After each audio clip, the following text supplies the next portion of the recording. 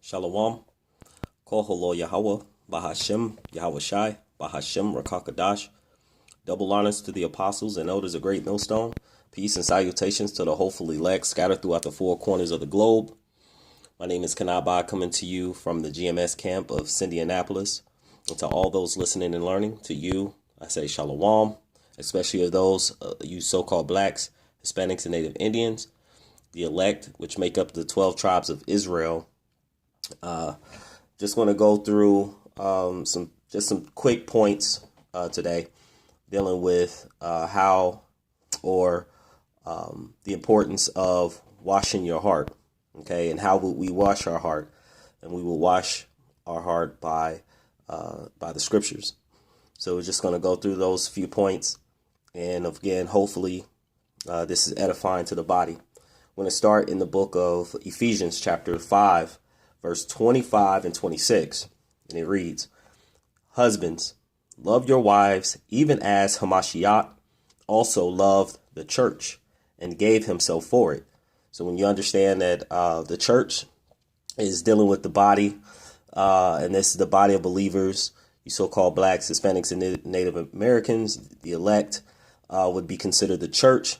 Also, when you read further into Ephesians 5, it goes to tell you that, the mystery is that the church in which Yahweh Shai or Paul is speaking of, he is speaking of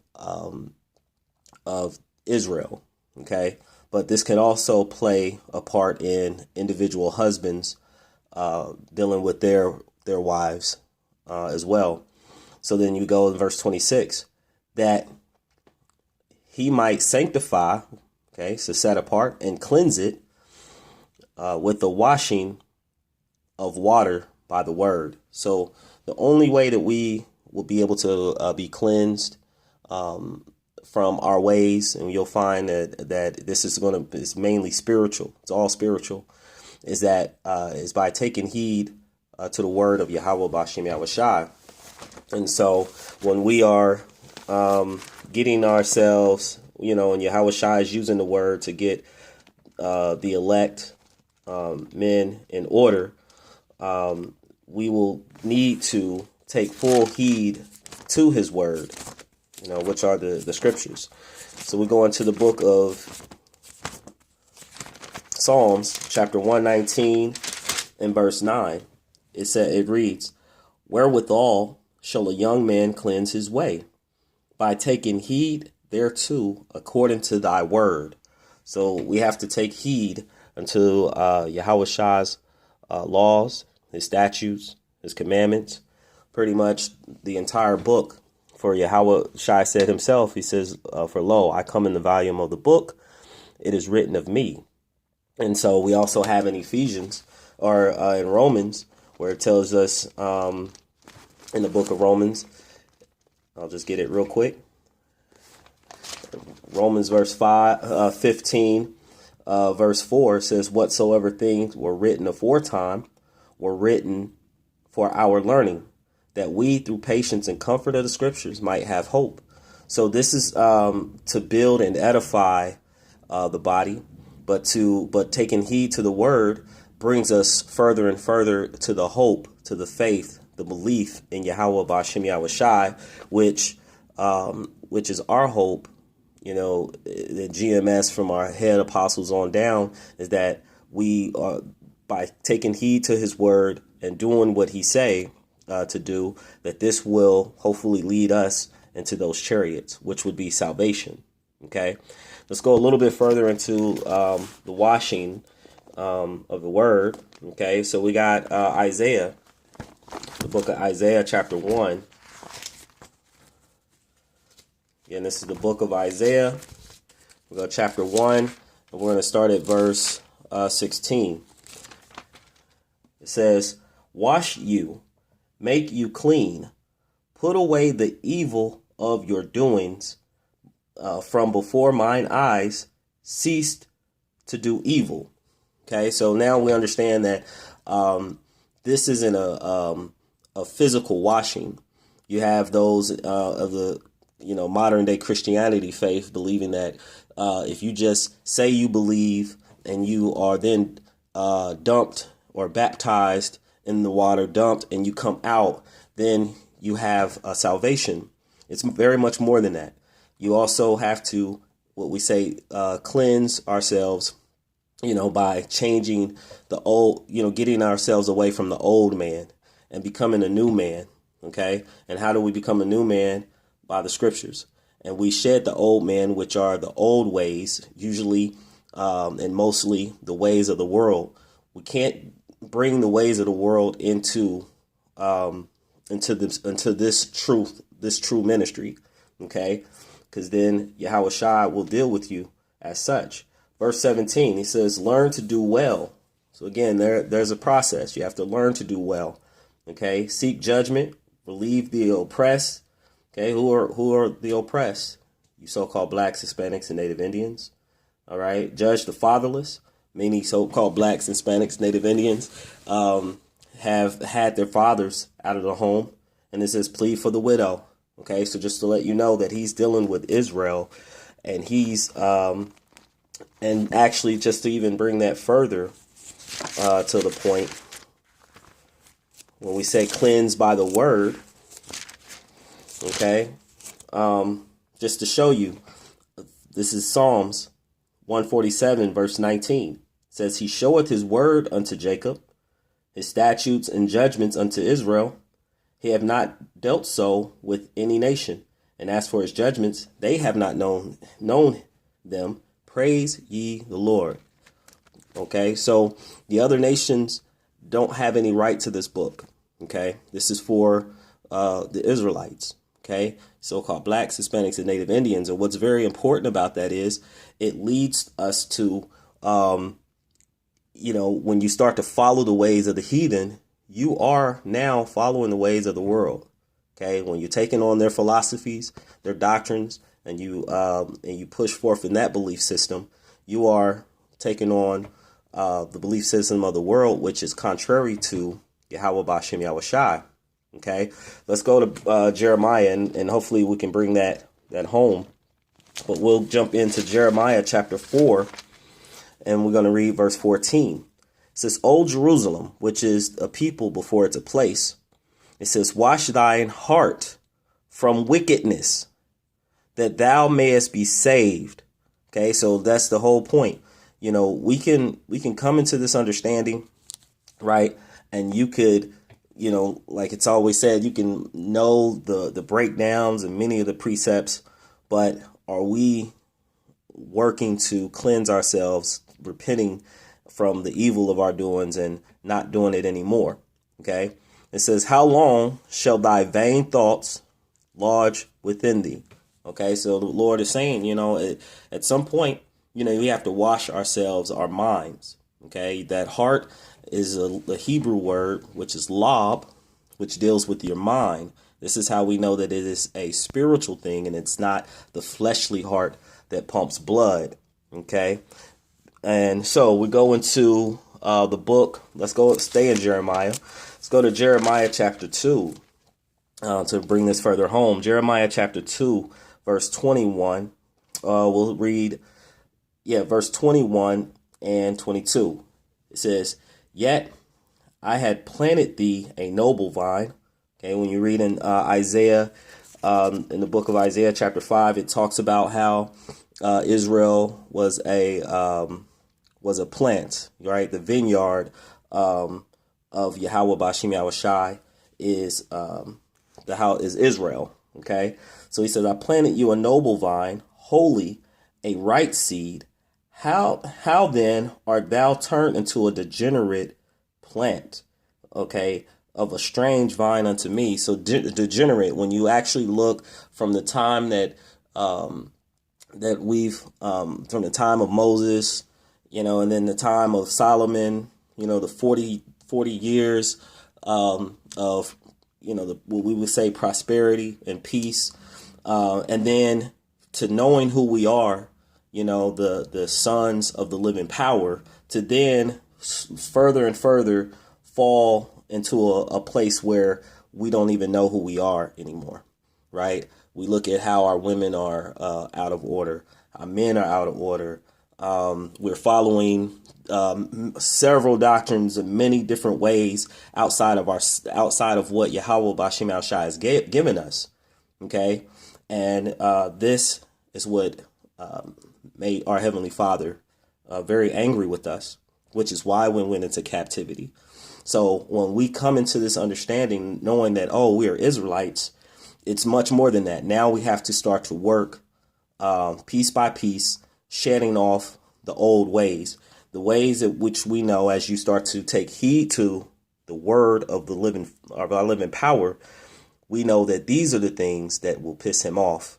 Okay. And we don't want to do such things. And we'll touch on a few of those things, right?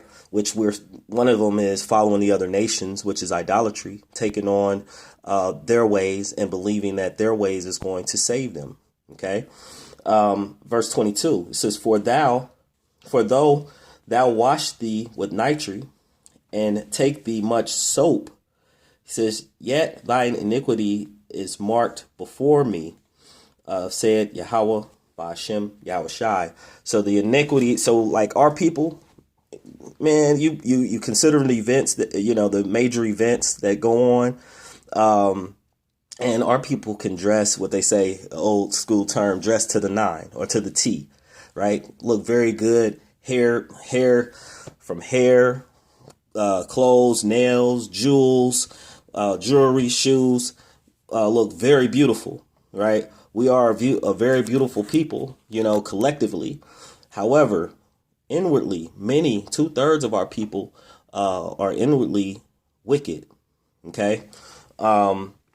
And we'll go just to prove that, let's go into the book of book of Jeremiah, sticking with Jeremiah, chapter 17, and we're going to read verse 9 and 10.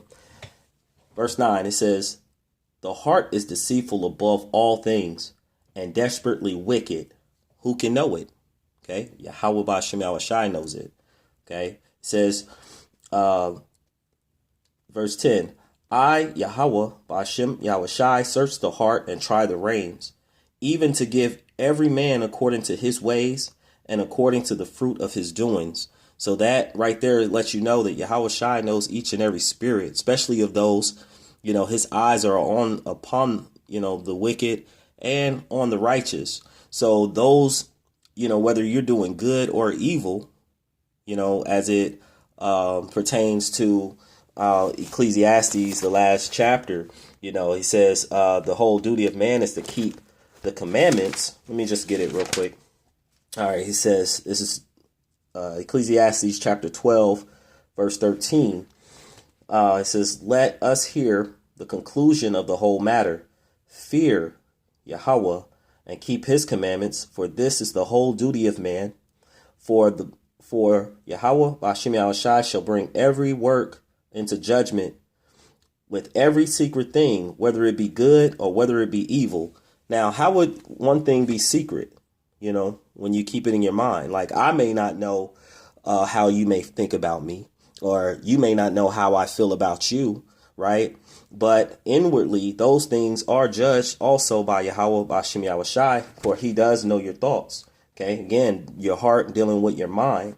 And so it's very important that if we continue to work and stay in these scriptures, that Yahweh Shai will deal with us according to our heart, and hopefully our heart and our mind is invested in Yahweh Ba'ashem Yahweh Shai and his word. Okay, just a few more scriptures. Let's jump to Matthew chapter 15. Matthew chapter 15, and just to get a few of those points, dealing with just some basic things that, when you consider like the 10 Commandments, those are some basic points to start, as far as ways that we could, find ways in which we can start to please the Lord. Okay. So this is Matthew chapter 15. I'll read 18 and 19. Now, Matthew 15 is, this particular point was dealing with, the Pharisees, talking with the disciples, and they're, talking about like washing of hands. And let me just start at 15. Oh yeah, so it's dealing with washing of hands, and just saying like you eating with unwashed hands, but Yahweh Shai is spiritually letting them know that it's deeper than just the washing of hands. What actually it is dealing with your heart, your mind. So we're going to read. Actually, this is Matthew chapter 15, verse 18. He says, "But those things," well, verse 17, Salakia, verse 16. And Yahushua said, "Are ye also yet without understanding? Do not ye yet understand that whatsoever entereth in at the mouth goeth into the belly and is cast out into the draught?" So it's like you're eating and you put something in your mouth, you eat it, it digests, and then you poop it out. All right. It says, but 18, he says, "But those things which proceedeth out of the mouth coming from the heart, and they defile the man." So again, these are the false doctrines. When you start to take on the doctrines and the beliefs systems of the other nations, if you start to sway from a different path outside of Yahweh Bashim Yahushai, then you'll start to take on these doctrines, these belief systems, and then you'll find you become an enemy to the Most High. For it says in James, it says roughly paraphrasing, it says a friend of the world is enmity with the Most High. Okay, read verse 19. It says, "For out of the heart, the mind, proceed evil thoughts, murders, adulteries, fornications." Now, fornications, we're talking spiritually, right? When you're dealing with believing in other gods, like the Lord says, "Thou should have no other powers before me," right? Thefts, false witness, blasphemies. Okay, you're going against the spirit of Yahweh Bashim Yahushai. It says, "These are the things which defile a man, but to eat with unwashed hands defileth not a man." Okay, because in today's time, it tells us that we would eat our defiled bread among the Gentiles. So that could be, us from the things that we're touching and eating, and our food itself, being defiled with all types of chemicals and different things. So in this particular case, it's not physically what you're putting into your body as far as like eating, but it is spiritually what you're digesting would eventually spew out. And so if you are one of the Lord, a chosen of the Lord, then you would be one that would be seeking the Lord through his scriptures and working to do right based off of his word and not what someone else has told you. For the scriptures to say, let me get this in Isaiah, and then I got one more I like to show, but I just want to confirm or just clear what I'm saying. In Isaiah chapter 8, verse 20, it says, "To the law and to the testimony, if they speak not according to this word, it is because there is no light in them." Now we understand the light is the law. The light is the commandments, the word of the Lord.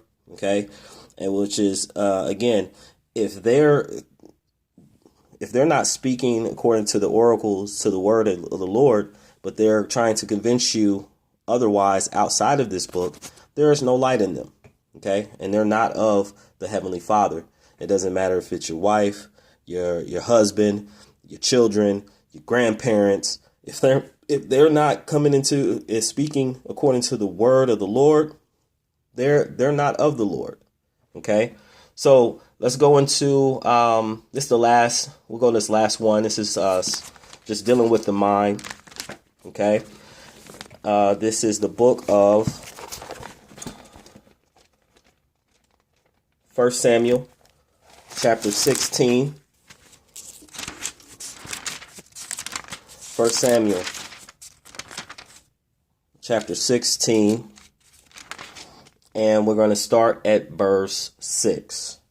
Okay. And so this is Yahweh Hashem Yahweh Shai, telling Samuel to go and anoint. If you read the story, you'll eventually see that he had anointed David. But there's a point, because what our people, Israel, are very, very big issue with our people is that they look at people on the outside, okay? Like when they look at like your Facebook or your Instagram or your YouTube, and they see how many subscribers you have, or they see what's been shown in front of them. Oh, he has a new car, he has a new house, his children are beautiful, or she's so beautiful and she seems to have it all together. See, this is all on the outside appearance, okay? But what many of our people don't understand, especially the 2/3, is that Yahweh B'Hashem Yahweh Shai deals with the inward man. Okay, he deals with with your heart. Okay, with your mind. And so Samuel was going to anoint David. Of course, at the time he doesn't know that, oh, this is who it is. But then we go into verse 6. Okay, he's now there. And he says, and it came to pass, okay, and he was having a feast, and he had Jesse was invited, and all of his sons. It says in verse 6, and it came to pass when they were come, that he looked at Eliab and said, surely the Lord's anointed is before him. Okay, it says, but Yahweh B'Hashem Yahweh Shai said unto Samuel, look not on his countenance. So don't you're looking at his face and you're looking at his structure, his build, and you're like, man, he's beautiful, right? This is just an example. Like, this is what our people, would typically do. And he says, look not on his countenance or on the height of his stature, because I have refused him. For Yahweh B'Hashem Yahweh Shai seeth not as man seeth, for man looketh on the outer appearance, but Yahweh B'Hashem Yahweh Shai look on the heart. So when you take in these words and understand that the ways of the world are, mainly about is vanity, the outward appearance. Okay, women can look very beautiful when they're young, and they eventually get old, and then if they don't have the Spirit of the Lord with them, they're destroyed. Same as men. Okay, they can be muscular and strong, have so much wealth, and even some knowledge of the ways of the world, the wisdom of the world. But if Yahweh B'Hashem Yahweh Shai is not with you, it's vanity. It all goes to naught. So I hope that this lesson was edifying to the body. And before I end, I'd like to give all praises, honor, and glory to Yahweh B'Hashem Yahweh Shai B'Hashem Rakakadash. Double honors to the apostles and elders of Great Millstone. Peace and salutations to the hopeful elect scattered throughout the four corners of the globe. And to all those listening and learning, to you, I say shalom.